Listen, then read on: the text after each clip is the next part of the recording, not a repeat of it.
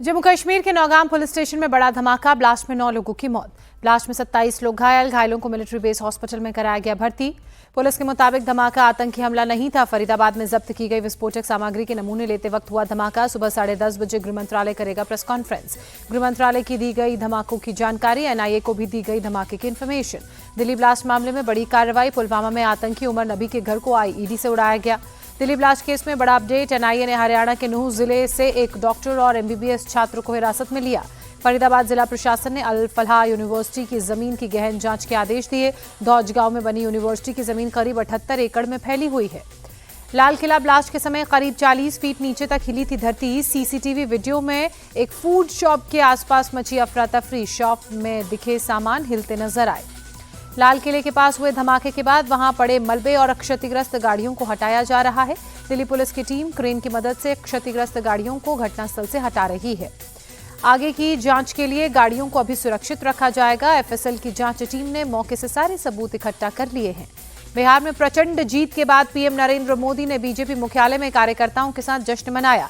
मंच तक गमछा हिलाते हुए पहुंचे प्रधानमंत्री, कहा बिहार के लोगों ने गर्दा उड़ा दिया। मंच पर पीएम मोदी को मखाने की माला पहनाई गई। कार्यकर्ताओं ने मोदी मोदी के नारे लगाए। पीएम मोदी ने अपने संबोधन की शुरुआत में जय छठी मैया के नारे लगाए। कहा विपक्षी पार्टियों ने छठ जैसे महान पर्व का अपमान किया। पीएम मोदी ने कहा जंगल राज वालों ने एमवाई को तुष्टीकरण वाला फॉर्मूला बनाया था, आज एमवाई मतलब महिला और युवा। अपने संबोधन में पीएम मोदी ने महागठबंधन पर हमला बोला। कहा बिहार में अब कभी कट्टा सरकार नहीं आएगी। लोगों ने विकसित और समृद्ध बिहार के लिए मतदान किया। पीएम मोदी ने कहा आज कांग्रेस मुस्लिम लीग माओवादी कांग्रेस बन गई है। नकारात्मक राजनीति की वजह से कांग्रेस का एक और विभाजन हो सकता है। पीएम मोदी ने कहा बिहार ने बंगाल में बीजेपी की विजय का रास्ता बनाया। बिहार से बहकर गंगा बंगाल जाती है। अब पश्चिम बंगाल का जंगल राज खत्म करेंगे। गृहमंत्री अमित शाह ने बिहार की जीत को पॉलिटिक्स ऑफ परफॉर्मेंस बताया। कहा जंगल राज वालों को लूटने का मौका नहीं मिला, बिहार ने पूरे देश का मूड बता दिया। बिहार में प्रचंड जीत पर चिराग पासवान ने कहा मोदी नीतीश की जोड़ी ने कमाल कर दिया, महागठबंधन को अहंकार ने डुबोया। बिहार के नतीजों पर कांग्रेस नेता राहुल गांधी ने कहा शुरू से ही निष्पक्ष नहीं था बिहार चुनाव, नतीजे भी चौंकाने वाले। कांग्रेस ने महागठबंधन की करारी हार का ठीकरा चुनाव आयोग पर फोड़ा। कहा चुनाव के बीच 10-10 हजार बांटने और एसआईआर में वोट कटने के बाद ऐसे ही नतीजे आने थे। बिहार में एनडीए को मिली ऐतिहासिक जीत, 243 सीटों में से 202 सीटों पर कब्जा। बीजेपी 89 सीट जीतकर नंबर 1 पार्टी रही। जेडीयू ने 85 सीटों पर लहराया परचम। चिराग पासवान की पार्टी 19 सीटें जीतकर बनी चौथी नंबर की पार्टी। जीतन राम मांझी की ने 5 तो उपेंद्र कुशवाहा ने अपने नाम 4 सीटें की।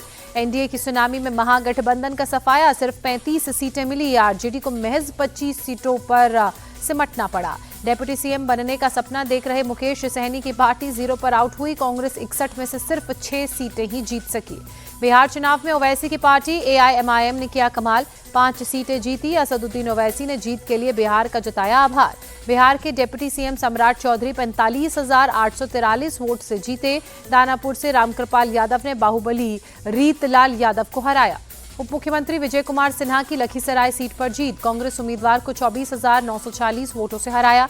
राघोपुर सीट से जीते तेजस्वी यादव बीजेपी के सतीश कुमार राय को 14,532 वोटों से हराया।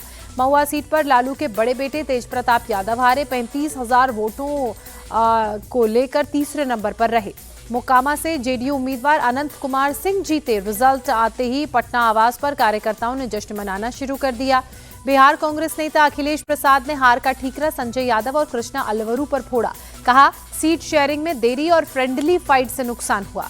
सांसद पप्पू यादव ने चुनाव परिणाम को बिहार के लिए बेहद दुर्भाग्यपूर्ण बताया। कहा हमें इसे स्वीकार करना होगा। मध्य प्रदेश के सीएम डॉक्टर मोहन यादव ने साधा निशाना। कहा कांग्रेस जनता का भरोसा खो चुकी है, अभी बिहार जीता है और बंगाल की बारी है। सुवेंदु अधिकारी का बयान। 16 नवंबर को जन Swaraj chief Prashant Kishor press conference करेंगे। बिहार चुनाव के रिजल्ट और आगे की रणनीति पर बात करेंगे। पीएम मोदी आज गुजरात के दौरे पर रहेंगे। सूरत में निर्माणाधीन बुलेट ट्रेन स्टेशन का दौरा करेंगे। PM Modi Mumbai Ahmedabad high speed rail corridor की प्रगति की समीक्षा करेंगे। जनजातीय गौरव दिवस पर गुजरात के नर्मदा जिले का दौरा करेंगे प्रधानमंत्री। 9,700 करोड़ की परियोजनाओं का उद्घाटन और शिलान्यास भी करेंगे। स्वतंत्रता सेनानी बिरसा मुंडा की आज 150वीं जयंती, प्रधानमंत्री मोदी ने ट्वीट कर श्रद्धांजलि दी।